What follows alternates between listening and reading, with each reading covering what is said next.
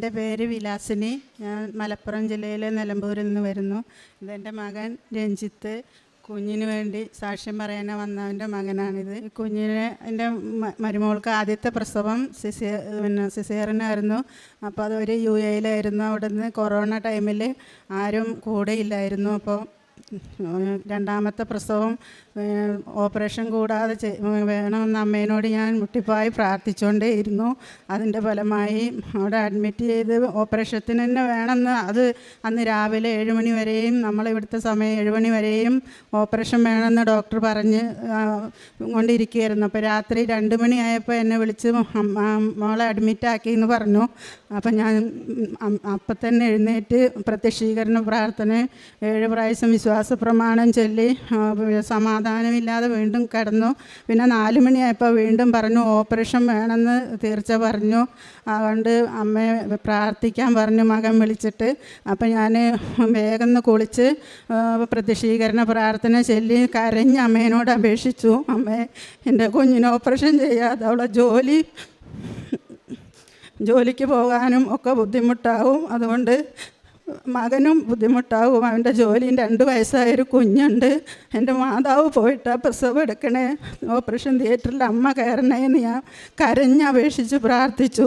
ഞാൻ പ്രാർത്ഥിച്ച് കഴിഞ്ഞ് കൊന്തയും ചൊല്ലി എഴുന്നേറ്റപ്പോൾ എൻ്റെ കുഞ്ഞ് വിളിച്ചു പറഞ്ഞു, അമ്മേ സുഖപ്രസവമാണ്, ഒരു കുഴപ്പമില്ല എന്ന് പറഞ്ഞു. അത് അമ്മയ്ക്ക് 1000 നന്ദി പറയുന്നു. അത് കഴിഞ്ഞ് കുഞ്ഞിനെ ICUവിൽ ആക്കി. എന്നെ ICUവിലാക്കി. അവന് യൂറിനിൽ ഇൻഫെക്ഷനാണെന്ന് പറഞ്ഞു. അതിൻ്റെ ഫലമായി പിന്നെ ബിലിറൂബിൻ്റെ അളവ് ഹൈ ആയി. അപ്പോൾ 1 മാസം അവിടെ അഡ്മിറ്റ് ആക്കണം, ICU കിടത്തണം എന്ന് പറഞ്ഞു. മകളെ ഡിസ്ചാർജ് ആക്കുകയും ചെയ്തു. 2 നേരം എൻ്റെ മോൻ പാല് കൊണ്ട് കൊടുക്കുകയായിരുന്നു. കുഞ്ഞിനെ കാണാനൊന്നും പറ്റൂലായിരുന്നു. അങ്ങനെ ഞാൻ പ്രാർത്ഥിച്ചതിൻ്റെ ഫലമായി പിന്നെ കുഞ്ഞിന് ഇൻഷുറൻസ് ഇല്ലായിരുന്നു. അപ്പോൾ അവന് ആദ്യമായിട്ട് കുഞ്ഞിന് ഇൻഷുറൻസ് കിട്ടി. അവിടെ ഇവനാണ് ആദ്യമായിട്ട് അവിടെ കുഞ്ഞുങ്ങൾക്ക് ഇൻഷൂർ കിട്ടുന്നത്. അത് മാതാവിൻ്റെ അനുഗ്രഹമാണ്. കുഞ്ഞിൻ്റെ പ്രാർത്ഥിച്ചതിൻ്റെ ഫലമായി മാതാവിനോട് ഞാൻ കരഞ്ഞപേക്ഷിച്ചു. കുഞ്ഞൊരുത്തോട് ആശുപത്രിയിലും മകള് വീട്ടിലും അമ്മയെ കുഞ്ഞിനെ എത്രയും പെട്ടെന്ന് അമ്മേൻ്റെ അടുത്ത് എത്തിക്കണേ എന്ന് പ്രാർത്ഥിച്ചതിൻ്റെ ഫലമായി മാതാവ് 10ാമത്തെ ദിവസം ഡിസ്ചാർജ് ആക്കി. അതും മാതാവിനും ഈശോയ്ക്ക് 1000 നന്ദി പറയുന്നു. പിന്നെ എൻ്റെ മകന് ജോലി കാര്യത്തിൽ അവന് ആഗ്രഹിച്ച ശമ്പളത്തിൽ ജോലിയിൽ ഉയർച്ച കിട്ടണമെന്ന് പറഞ്ഞ് ഞാൻ അവന് ഇൻ്റർവ്യൂവിന് പോയപ്പം ഞാനും അന്ന് അവരെ കൂടെ ഉണ്ടായിരുന്നു. അപ്പോൾ കാശ് രൂപം കൊടുത്തു വിട്ട് തൈലം പൂശി പ്രാർത്ഥിച്ച് വിട്ടു. ആ ഇൻ്റർവ്യൂ അവൻ പാസ്സായി. അവന് ആഗ്രഹിച്ച ശമ്പളത്തിൽ തന്നെ അവന് ജോലിയിൽ ഉയർച്ച കിട്ടി. അതിനും അമ്മയ്ക്ക് നന്ദി പറയുന്നു. മൂന്നാമത് എനിക്ക് 13 വർഷമായിട്ട് ബ്ലീഡിങ് ആയിരുന്നു. ഹൈ ബ്ലീഡിങ് ആയിട്ട് 6 വർഷമായി. ഞാൻ എത്ര ഹോസ്പിറ്റലിൽ കയറി ഇറങ്ങിയെന്ന് എനിക്കറിയില്ല. 2 പ്രാവശ്യം ബ്ലഡ് കയറ്റേണ്ടി വന്നു. പിന്നെ ബ്ലഡ് എപ്പോഴും താഴ്ന്നു വരികയായിരുന്നു. അതുകൊണ്ട് എനിക്ക് ബ്ലഡ് കയറ്റേണ്ടി വന്നു. അപ്പം ഞാൻ ഇവിടെ വന്ന് ഉടമ്പടി 2021 ഡിസംബർ 27-ാം തീയതിയാണ് ഞാൻ ഉടമ്പടി എടുത്തത്. ഓഗസ്റ്റിലാണ് ഞാൻ ഇങ്ങനെ ഒരു കൃപാസനം ഇവിടെ ഉണ്ട് എന്ന് തന്നെ അറിയുന്നത്. അപ്പോൾ എനിക്ക് 2019 ഒരു കുഞ്ഞൊരു പത്രത്തിൻ്റെ കഷ്ണമാണ് എനിക്ക് ഇവിടുന്ന് കിട്ടിയത്. ഞാനത് ഭയങ്കര ഇതിൽ ഞാൻ പ്രാർത്ഥിച്ചുകൊണ്ട് ഇരുന്ന് ഇവിടെ വരാൻ എനിക്ക് സാധിക്കണേ, മാതാവേ എന്നെ അവിടെ എത്തിക്കണേ എന്ന് ഞാൻ പ്രാർത്ഥിച്ചതിൻ്റെ ഫലം 3ാമത്തെ മാസം ഇവിടെ വന്ന് എനിക്ക് ഉടമ്പടി എടുക്കാൻ പറ്റി. ഉടമ്പടി എടുത്ത് ഞാൻ എന്ത് പ്രാർത്ഥിച്ചാലും എനിക്ക് സാധിച്ചു കിട്ടണ്ടേ, പക്ഷേ എൻ്റെ ബ്ലീഡിങ് മാത്രം മാറണില്ലായിരുന്നു. അതിന് ഫലമായിട്ട് ഞാൻ കാരുണ്യപ്രവൃത്തി ചെയ്യാൻ എനിക്ക് പോകാൻ പ്രേക്ഷിത പ്രവർത്തനത്തിന് പോകാൻ പറ്റണുണ്ടായിരുന്നില്ല. അതുകൊണ്ട് എനിക്ക് വയ്യാത്തതുകൊണ്ട് അപ്പോൾ ഞാൻ 5ാമത്തെ ഉടമ്പടി പുതുക്കിയപ്പോൾ ഞാൻ കൂടുതൽ പ്രാർത്ഥിച്ച് കാരുണ്യപ്രവൃത്തി അനാഥാലയങ്ങളിൽ പോയി അവർക്ക് ഭക്ഷണ സാധനങ്ങൾ മേടിച്ചു കൊടുക്കുകയും എല്ലാം ചെയ്തതിൻ്റെ ഫലമായി എനിക്ക് എൻ്റെ ബ്ലീഡിങ് പിന്നെ അച്ഛനെ കഴിഞ്ഞ മാസം വന്ന് അച്ഛൻ്റെ ബ്ലെസ്സിങ് മേടിച്ചു. അതിൻ്റെ ഫലമായി ബ്ലീഡിങ് മാറി. ഇപ്പം എനിക്കൊരു കുഴപ്പമില്ല. ഒരുപാട് ആശുപത്രിയിൽ ഓപ്പറേഷത്തിന് കഴിഞ്ഞ 2022 സെപ്റ്റംബറിൽ എനിക്ക് ഓപ്പറേഷൻ ചെയ്യാൻ വേണ്ടി ഒരുങ്ങിപ്പോയതാണ്. മകൻ്റെ അടുത്ത് നിന്നപ്പോഴും അത് ആശുപത്രിയിൽ നിന്ന് അവിടുന്ന് ഡിയാൻസി ചെയ്യണം, ഓപ്പറേഷൻ ചെയ്യണം, വേഗം അമ്മേനെ നാട്ടിലേക്ക് വിട്ടോ എന്ന് പറഞ്ഞു മകനെ അവിടുന്ന് കയറ്റി വിട്ടതാണ്. പക്ഷേ ഇവിടെ വന്നപ്പോൾ ഡോക്ടർ എങ്ങനെ നോക്കിയാലും നിങ്ങൾക്ക് ഓപ്പറേഷൻ ചെയ്യേണ്ടെന്നേ പറയുള്ളൂ, എനിക്ക് ബ്ലീഡിങ് മാറണോ ഇല്ല.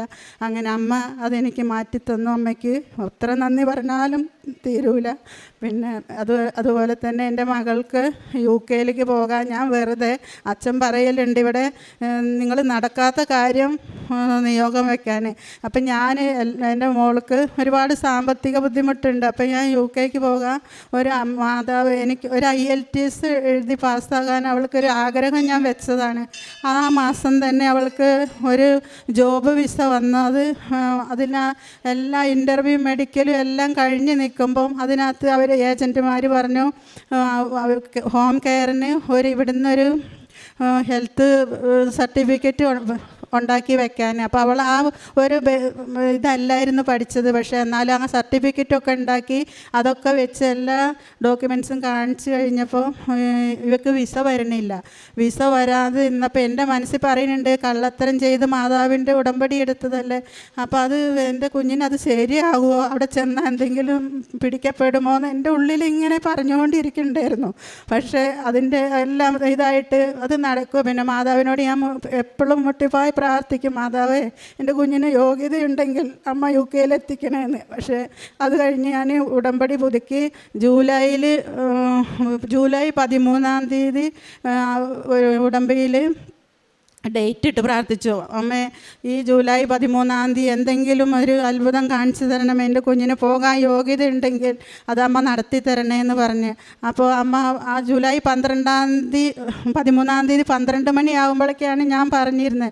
പക്ഷെ 5 മണിയായപ്പോഴേക്കും എൻ്റെ കുഞ്ഞിനൊരു സ്റ്റുഡൻറ്റ് വിസയ്ക്ക് വരിക, അവളെ കൂട്ടുകാരി മുഖേന ഒരു സ്റ്റുഡൻറ്റ് വിസയ്ക്ക് വരികയും അവൾ അതിന് അപ്ലൈ ചെയ്യുകയും ചെയ്തു. അപ്പോൾ എൻ്റെ മനസ്സ് പറഞ്ഞു മാതാവ് ഇതാണ് അവൾക്ക് വഴി കാണിക്കുന്നത് എന്ന്. അപ്പം മറ്റത് നമ്മൾ ചെയ്യാത്ത പ്രവൃത്തികൾ അതിലുണ്ടാകും കൊണ്ട് അത് വേണ്ടാന്ന് വെച്ച് അപ്പോൾ ഞാൻ ഈ വിസ തന്നെ മുന്നോട്ട് കൊണ്ടുപോകാൻ പറഞ്ഞു. അതിൽ ഇൻ്റർവ്യൂ 3 ആദ്യത്തെ പ്രാവശ്യം അവൾക്കൊരു തടസ്സം വന്നു, അത് നടന്നു. 2ാമത്തെ പ്രാവശ്യം ഇൻ്റർവ്യൂ നല്ലപോലെ അറ്റൻഡ് ചെയ്തിട്ട് അത് പാസ്സായില്ല. 3ാമത്തേതിൽ അവളോട് ഓരോ ക്വസ്റ്റ്യനുകൾ ചോദിച്ച് അവൾ ലാസ്റ്റ് PG കാണിക്കണ്ടെന്ന് പറഞ്ഞിരുന്നു. അപ്പോൾ അവൾ PG എന്താ ചെയ്യാഞ്ഞ് നീ അതിൽ കാണിച്ചല്ലോ എന്ന് പറഞ്ഞപ്പോൾ അവൾക്ക് അപ്പോഴും വിഷമമായി. ഞാൻ പറഞ്ഞു മാതാവിനെ മുറുകെ പിടിച്ചോ, മാതാവ് കൈവടിയൂല, നമ്മൾ ഉടമ്പടി എടുത്തതാണ്. അവൾക്ക് ആകെ വിഷമമായി, കരച്ചിലായിരുന്നു.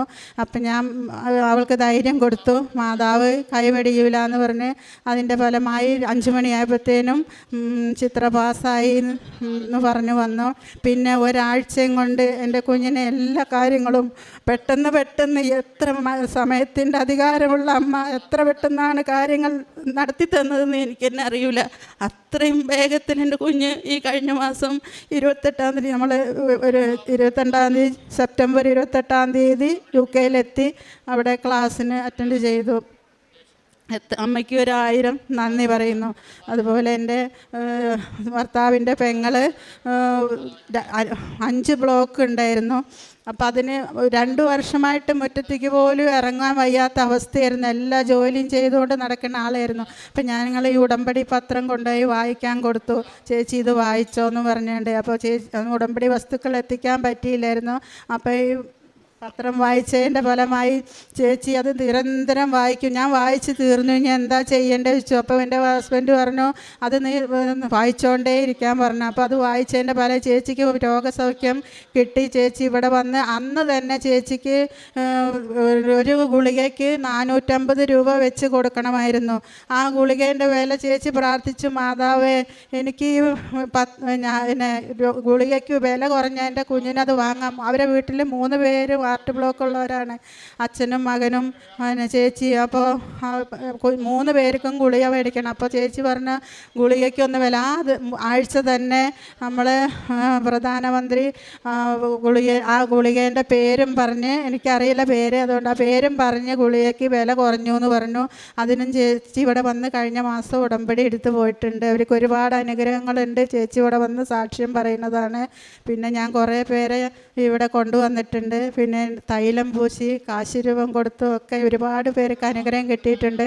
ഒരു മുസ്ലിം എൻ്റെ ഹസ്ബൻഡിൻ്റെ കൂട്ടുകാരൻ്റെ ഭാര്യയ്ക്ക് ശ്വാസം മുട്ടായിട്ട് പുറത്തിറങ്ങാതെ കിടപ്പായിരുന്നു. അതുകൊണ്ട് അങ്ങനെ ഹസ്ബൻഡ് പറഞ്ഞു, നിൻ്റെ തൈലം ഒന്ന് പൂശിയിട്ട് അതിനൊന്ന് പ്രാർത്ഥിക്കാൻ പറഞ്ഞ് കൊണ്ടുവന്നു. അപ്പം ഞാനത് പൂശി പ്രാർത്ഥിച്ച് ഒരു വിശ്വാസ പ്രമാണം ചൊല്ലി പ്രത്യക്ഷീകരണ പ്രാർത്ഥന ചൊല്ലി തൈലം പൂശിയതിൻ്റെ ഫലമായി പിറ്റേ ദിവസം അവളെ ഭർത്താവ് രാവിലെ, എൻ്റെ ഭാര്യ അവൾ പ്രാർത്ഥിച്ചതിന് എന്തെങ്കിലും ഉത്തരമുണ്ടോയെന്ന് നോക്കാൻ ഇവൾ രാവിലെ എഴുന്നേൽക്കണുണ്ടോയെന്ന് ടെസ്റ്റ് ചെയ്തു. ഇവൻ രാവിലെ എഴുന്നേറ്റ് നോക്കുമ്പോൾ അവൾ എഴുന്നേറ്റുണ്ട്, അടുക്കളയിലെ ജോലിയൊക്കെ ചെയ്യണം. അവർക്ക് ഭയങ്കര വിശ്വാസമായി. അവരിവിടെ വരാനിരിക്കുകയാണ്. അതുപോലെ എൻ്റെ രണ്ടാമത്തെ നാത്തൂനും നടുവേദനയായിട്ട് അവരും വന്ന് ഇവിടെ ഉടമ്പടി, കുറേ പേര് ഞാൻ ഉടമ്പടി എടുക്കാൻ കൊണ്ടുവന്നിട്ടുണ്ട്. ഇനിയുണ്ട്. ഇന്ന് ഞങ്ങൾ പെട്ടെന്ന് പോകുന്നതുകൊണ്ട് അവരെയൊന്നും കൊണ്ടുവരാൻ പറ്റിയില്ല. എൻ്റെ മക്കൾ 12-ാം തീയതി UAE തന്നെ പോവുകയാണ്. അതുകൊണ്ട് ഞങ്ങൾ ഇന്ന് പെട്ടെന്ന് വന്നതാണ്. ഒരുപാട് അനുഗ്രഹങ്ങൾ തന്ന അമ്മയ്ക്കും ഈശോയ്ക്കും ഒരുപാട്. പിന്നെ എനിക്ക് പറയാൻ, മാതാവിനെ, എൻ്റെ ഈ കുഞ്ഞിനെ മകളെ കുട്ടിയാണ്, സ്കൂളിൽ നിന്ന് ചെവിക്കല്ലടക്കി ഒരു കുട്ടി അടിച്ചിട്ട് അവന് ഭയങ്കര കരച്ചിലായിരുന്നു. അപ്പം ഞാൻ തൈലം പൂശിയിട്ട് തൈലം ചെവിയിൽ പൂശി പ്രാർത്ഥിച്ചിട്ട് ട്യൂഷന് വിട്ടു. ട്യൂഷൻ കഴിഞ്ഞ് വന്നപ്പോഴും അമ്മമ്മ എൻ്റെ തലേൻ്റെ ഇവിടെയൊക്കെ വേദനിക്കണമെന്ന് പറഞ്ഞു. ഞാനും അവനും തന്നെയുള്ളായിരുന്നു വീട്ടിൽ. അപ്പം ഞാൻ പ്രാർത്ഥിച്ച് സായന പ്രാർത്ഥന പ്രാർത്ഥിച്ച് കൊന്ത ചൊല്ലി കരഞ്ഞ മുട്ടയിൽ നിന്ന് പ്രാർത്ഥിക്കുകയായിരുന്നു. എനിക്ക് എന്തെങ്കിലും ഒരു വിഷമം മാതാവേ എന്നും ഉണ്ടാകുമല്ലോ എന്ന് പറഞ്ഞ് ഞാൻ വിഷമിച്ച് പ്രാർത്ഥിച്ചുകൊണ്ടിരിക്കുമ്പോൾ എൻ്റെ കുഞ്ഞിൻ്റെ ചെവിക്കൊന്നും പറ്റല്ലേ എന്ന് പറഞ്ഞ് പ്രാർത്ഥിച്ച് തൈലം ഞാൻ ഒഴിച്ചു കൊടുത്തു. എന്നിട്ട് ഞാൻ അവനെ ഇങ്ങനെ വാതിക്കയിലിരുത്തി പഠിക്കാൻ പറഞ്ഞിട്ട്. അപ്പം അവനോട് ഇരിക്കാൻ പറഞ്ഞ് ഞാൻ കൊന്ത ചൊല്ലുകയാണ്. ആ സമയത്ത് എനിക്ക് എൻ്റെ മുന്നിലിങ്ങനെ ഫാന് കറങ്ങണുണ്ട്. എന്തോ ഒരു സ്മെല്ലിങ്ങനെ മൂക്കിൽ കൂടെ കയറി വരുന്നത്. അപ്പം ഞാൻ 3 പ്രാവശ്യം വലിച്ചു നോക്കി. എൻ്റെ തലച്ചോറിലേക്ക് കയറുന്ന അനുഭവം, എനിക്ക് അത്രയും സുഗന്ധാഭിഷേകം എനിക്ക് കിട്ടിയത്. അത് ഞാൻ കുഞ്ഞിനെ വിളിച്ചു, മോനെ നിനക്ക് എന്തെങ്കിലും മണക്കണുണ്ടോ എന്ന് ചോദിച്ചു. അപ്പോൾ ഇവൻ വന്നിട്ട് അമ്മമ്മയും, ഞാൻ പറഞ്ഞു മാതാവ് വന്നിട്ടുണ്ട് ഇങ്ങോട്ട് വരാൻ പറഞ്ഞു. അപ്പം ഇവൻ വന്നിട്ട് 4 മൂലക്കിലും മാതാവിനെ തിരയുകയാണ്. ഇവൻ പറഞ്ഞു അമ്മമ്മയെ മാതാവ് എവിടെയില്ല. അപ്പം ഇവൻ ഫോട്ടോ ഇരിക്കണോടത്തേക്ക് ഇങ്ങനെ എത്തിച്ച് നോക്കിയിട്ട് പറഞ്ഞു, അമ്മമ്മയെ ഇന്നെങ്ങനെ കുലുക്കി വിളിച്ച് ഞാൻ കണ്ണടച്ച് മാതാവിനെ സൂചിച്ചുകൊണ്ടിരിക്കുകയാണ്. അപ്പം ഇവൻ എന്നെ ഉണർത്തിയിട്ട് പറഞ്ഞു, മാതാവ് അമ്മയമ്മ ഈ ഫോട്ടോയിൽ നിന്നാണ് മുല്ലപ്പൂ മണക്കണത് എന്ന്.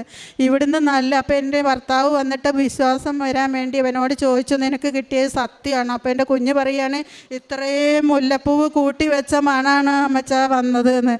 അപ്പോൾ അവർക്കെല്ലാം വിശ്വാസമായി. അതുപോലെ ഞാൻ മാതാവിനെ, എൻ്റെ ബ്ലീഡിങ് മാറാനായിട്ട് 2022 26-ാം തീയതി ആണോ എന്ന് എനിക്ക് ഓർമ്മയില്ലായിരുന്നു. ഞാൻ ഹൈ ബ്ലീഡിങ് ആയി നിൽക്കുമ്പോൾ ഞാൻ വിഷമിച്ച് മാതാവിനോട് പറഞ്ഞു, മാതാവ് എനിക്ക് എന്തെങ്കിലും ഒരു അടയാളം ഈശോയും അമ്മേൻ്റെ കൂടെ ഉണ്ട് എന്ന് എനിക്ക് കാണിച്ചു തരണം എന്ന് പറഞ്ഞു. അതിൻ്റെ ഫലമായി ഞാൻ അന്ന് വിഷമിച്ച് ഇങ്ങനെ പോയി കിടന്നതാണ്. അന്നേരം എന്നോട് മാതാവ് ഡിസംബർ 7-ാം തീയതി, പിന്നെ 22 ഡിസംബർ 7-ാം തീയതി ഞാനിങ്ങനെ കിടക്കുമ്പോൾ എൻ്റെ മാതാവ് ആദ്യം എൻ്റെ 2 കൈകൾ വന്ന് എൻ്റെ ഇടുപ്പിൻ ഇങ്ങനെ ചുറ്റി പിടിച്ചു. ഞാൻ എൻ്റെ ദൈവമേ ഇതെന്തായി ചെയ്യണ, ഒരു പുരുഷ സ്വരം, വലിയൊരു ഹൈ ആളാണ് വന്നിരുന്നത്. അപ്പം ഞാൻ എൻ്റെ കയ്യിൽ എൻ്റെ ഇടുപ്പിന് വേദനിച്ചിട്ട് ഞാൻ പ്രയാസപ്പെട്ട് വിഷമിച്ച് കരഞ്ഞ് ഞാൻ അച്ഛൻ്റെ ധ്യാനം കേട്ടുകൊണ്ട് കിടക്കുകയായിരുന്നു. അപ്പോഴാണത് സംഭവിച്ചത്. ഞാനങ്ങ് മയങ്ങി ഉറങ്ങിപ്പോയി. അപ്പോൾ ഞാൻ വിചാരിച്ചു, ഞാൻ ഇയാൾ എനിക്ക് എൻ്റെ കൈ ചുറ്റി പിടിക്കണേന്നോർത്തി ഞാൻ നോക്കുമ്പോൾ ഒരു പുരുഷ ശബ്ദം ഇങ്ങനെ നടന്നു പോകുന്നു. ഞാൻ അതിൻ്റെ പുറകെ അതിനെ വഴക്ക് പറയാമെന്നുള്ള രീതിയിൽ പോയതാണ്. അത് കഴിഞ്ഞപ്പോൾ റോട്ടിലേക്ക് ഇറങ്ങിയപ്പോൾ അത് ഒരു സ്ത്രീ രൂപം. ആ സ്ത്രീ രൂപം അത് എനിക്ക് ബാക്കേ കാണുന്നുള്ളൂ. ഇതുപോലെ സിസ്റ്റർ ഇട്ട പോലെ ഇതുപോലെ ഏതുകൊണ്ട് ഉടുപ്പും ഒരു നീല ഉടുപ്പാണ് ഇട്ടത്. അപ്പോൾ ഞാൻ അതെന്നെ കണ്ടപ്പോൾ എൻ്റെ മൈൻഡൊക്കെ അപ്പോൾ മാറി. ഇതൊരു സ്ത്രീയാണോ എന്നുള്ളൊരു ഇതിൽ ഞാനും കൂടെ പോയി. എന്നെ കണ്ടപ്പോൾ നടന്നപ്പോൾ ഞാനൊരു 10 മീറ്റർ അകലെ നടന്നപ്പോൾ മാതാവ് അവിടെ ഇരുന്നു. ഞാനും കൂടെ ഇരുന്നു. അപ്പോൾ എൻ്റെ ഈ കൈ വിരലിന് ഭയങ്കര, ഇപ്പം എൻ്റെ കൈയിന് ഒരു കുഴപ്പമില്ല, ഭയങ്കര കുഴിനകമായിട്ട് ഈ തടിച്ച് വീർത്തിയിരിക്കുകയായിരുന്നു. എനിക്ക് ഭക്ഷണം ഉണ്ടാക്കാനോ ആരൊക്കെയും എൻ്റെ കൈ കാണിച്ചു കൊടുക്കാനൊക്കെ മടിയായിരുന്നു. അപ്പം ഞാൻ കല്ലെടുത്ത് ഇടിക്കേണ്ട സീസ് ചൊറിച്ചിലാണ് വിരൽ. അപ്പം എന്നോട് ഈ ഇത്രയും ഭാഗം മുഖം കാണുന്നുള്ളൂ, നല്ല വെളുത്ത സുന്ദര മുഖം. അപ്പം ഞാൻ എൻ്റെ അതുപോലെ കാൽപാദം കാണിച്ചു തന്നിട്ട് ഈ നഖത്തേൽ കണ്ടോ കറുത്തൊരു പാട്, ഇത് എന്താണെന്നറിയില്ല എന്ന് പറഞ്ഞു എന്നോട്. അന്നേരം എനിക്ക് ഉൾവിളിയുള്ള പോലെ ഞാൻ എൻ്റെ കൈ കണ്ടോ, പിന്നെ കൃപാസനത്തിലേക്ക് വേഗം പോയിക്കോ, കൃപാസനത്തിൽ നിന്നാണ് എൻ്റെ കൈ സൗഖ്യപ്പെട്ടത് എന്ന് പറഞ്ഞു. അപ്പോൾ എന്നോട് പറഞ്ഞു ഞാൻ എന്ന് കൃപാസനത്തിലാന്ന് പറഞ്ഞു. അപ്പോഴും എനിക്കൊന്നും മനസ്സിലായില്ല. രണ്ടാമത് ഞാൻ അവിടുന്ന് എഴുന്നേറ്റ് പോരാൻ വേണ്ടി, എനിക്ക് തിരിച്ചിങ്ങോട്ട് തന്നെയാണ് നടക്കേണ്ടത്, ഇതങ്ങോട്ട്, ഞാൻ ഇവിടെ ഒന്നും കാണാത്ത ഒരാളാണല്ലോ എന്ന് എൻ്റെ മനസ്സിലുണ്ടായിരുന്നു. പക്ഷേ അന്നേരം ഞാൻ പറഞ്ഞു എൻ്റെ കയ്യിൽ ഒരു പത്രം ഉണ്ട് എന്ന് പറഞ്ഞു. ഒരു ഫോട്ടോ തരട്ടെ എന്ന് ചോദിച്ചു. ഒരു ഫോട്ടോ ഉണ്ട് എന്ന് പറഞ്ഞു. ഫോട്ടോ വേണ്ടാന്ന് പറഞ്ഞു. അന്നേരം ഞാൻ പറഞ്ഞു ഒരു പത്രം ഉണ്ട്, അത് തരട്ടെ എന്ന് വെച്ചു. എല്ലാ പത്രവും അവിടെ ഉണ്ട് എന്ന് പറഞ്ഞു. പിന്നെ ഞാൻ ഉണർന്ന് കുറച്ച് നേരം ഞാനിങ്ങനെ ചിന്തിച്ചപ്പോഴാണ് അതെൻ്റെ കൃപാസന മാതാവാണ്. ഇവിടെ എല്ലാ പത്രവും ഇവിടെ ഇല്ലേ, എനിക്ക് ഇത്രയും വലിയ അമ്മ എൻ്റെ കൂടെ ഉണ്ട് എന്നുള്ള അനുഭവം തന്നതിൽ അമ്മയ്ക്ക് 1000 നന്ദി. എനിക്കത് അപ്പം മനസ്സിലായില്ലല്ലോ എന്നുള്ള വിഷമം എനിക്ക് എപ്പോൾ അത് ഓർക്കുമ്പോഴും ഞാനതൊരു ബുക്കിൽ അതുപോലെ എഴുതി വെച്ചിട്ടുണ്ട് അമ്മേനെ കണ്ടത്.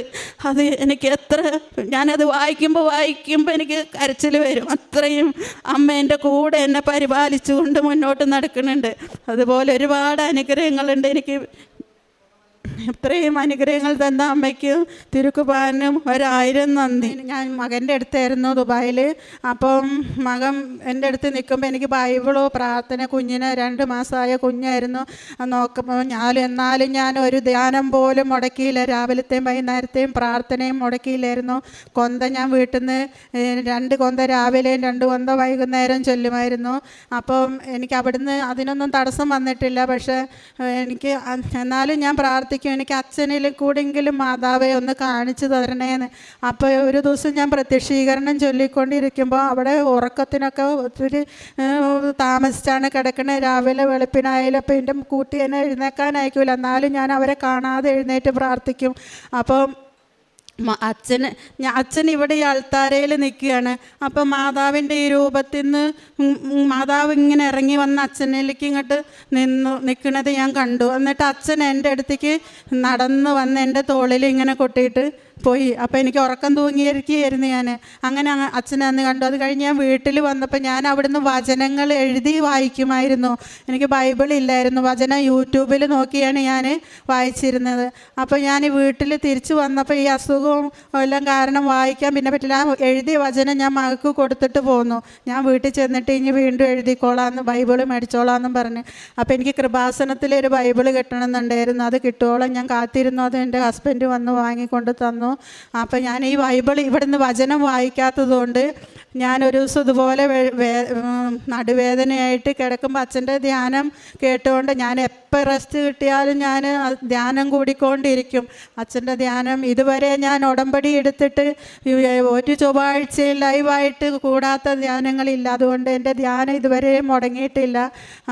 രാവിലത്തെ പ്രാർത്ഥനയാണേലും എന്താണേലും. അപ്പോൾ ഈ അച്ഛന് അന്ന് ഞാനിങ്ങനെ വിഷമിച്ച് കിടക്കുമ്പം അച്ഛൻ്റെ ലോഹയൊക്കെ ഇങ്ങനെ പറന്ന് പോണ അത്ര ശക്തിയിൽ കാറ്റടിക്കണ പോലെ അച്ഛൻ ഞങ്ങളെ വീട്ടിൻ്റെ ഉള്ളിലേക്ക് കയറി വന്ന് അച്ഛൻ വന്ന് കയറി എല്ലാവരെയും ഒന്ന് നോക്കി. അപ്പോൾ എൻ്റെ അമ്മ ഇവിടെ എൻ്റെ അടുത്താണ്. അപ്പോൾ സുഖമില്ലാതെ കിടക്കണ അമ്മ സുഖമില്ലാത്തവിടത്ത് ഇരുന്നാണ് അച്ഛൻ ഹാളിൽ തന്നെ ഇരുന്നിട്ട് അച്ഛൻ വചനം വായിക്കുകയാണ്. ഒരു മണിക്കൂർ അച്ഛൻ വചനം വായിച്ചു. അപ്പോൾ എൻ്റെ ചെവിയിൽ വെറും അച്ഛൻ്റെ വചനം മാത്രം ഞാൻ കേൾക്കണേ. ഞാൻ ഈ 1 മണിക്കൂർ കറക്റ്റ് കേട്ട് കഴിഞ്ഞ് ഞാൻ ഉണരുമ്പോൾ എൻ്റെ മൊബൈൽ ഓഫായിട്ടുണ്ട്. അപ്പോഴാണ് എനിക്കിത് സ്വപ്നത്തിലാണ് അച്ഛൻ വന്നത് എന്ന് മനസ്സിലായത്. അങ്ങനെ എനിക്ക് അച്ഛനെ സ്വപ്നത്തിൽ കൂടെ മാതാവ് കാണിച്ചു തന്നു.